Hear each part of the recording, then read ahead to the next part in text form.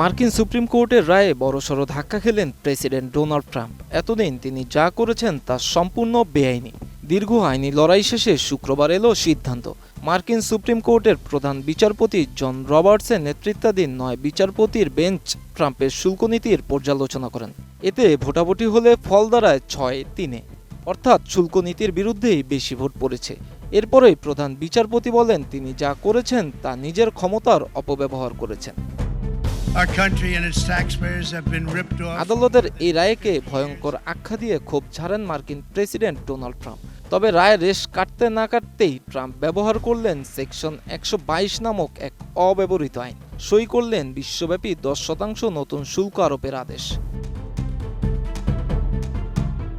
ট্রাম্পের পাল্টা এই শুল্ক আরোপে বিশ্ব বাণিজ্যের জন্য এলো বিরাট ধাক্কা। বাংলাদেশ সহ বিভিন্ন দেশের জন্য তা বড় এক দুঃসংবাদও বটে। এর আগে বাংলাদেশের পণ্যের ওপর ৩৭% পাল্টা শুল্ক আরোপের ঘোষণা দিয়েছিলেন ট্রাম্প।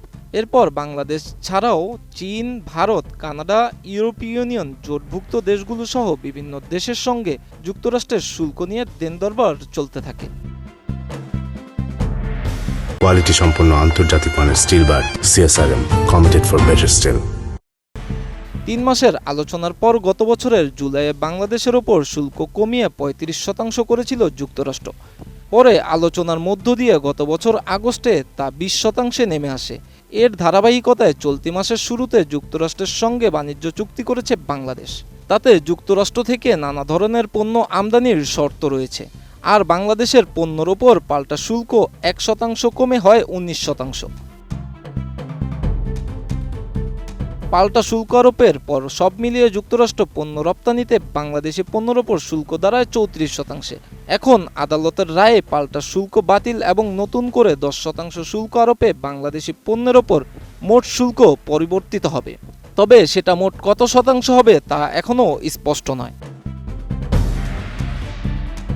তবে সব দেশের পণ্য আমদানিতে বিদ্যমান শুল্কের ওপর বাড়তি ১০% শুল্ক আরোপ করবেন ট্রাম্প। তার দেয়া শুল্কের হুমকির মুখে বিভিন্ন দেশের সঙ্গে যে বাণিজ্য চুক্তি হয়েছে তার অনেকগুলোই বহাল থাকবে বলেও জানান তিনি। আদালতের এই রায় নিয়ে মার্কিন পরামর্শক প্রতিষ্ঠান ইউআই পার্থেনেনের প্রধান অর্থনীতিবিদ গ্রেগরি ডাকো AFP-কে বলেন, আদালতের রায়ের পর গড় শুল্ক হার ১৬.৮% থেকে ৯.৫% নেমে আসতে পারে। তবে এই কমাটা সাময়িক হতে পারে, কারণ নতুন করে ব্যাপক হারে শুল্ক আরোপের জন্য অন্য পথ খুঁজতে পারে মার্কিন সরকার। Miraj Hossain, ATN news.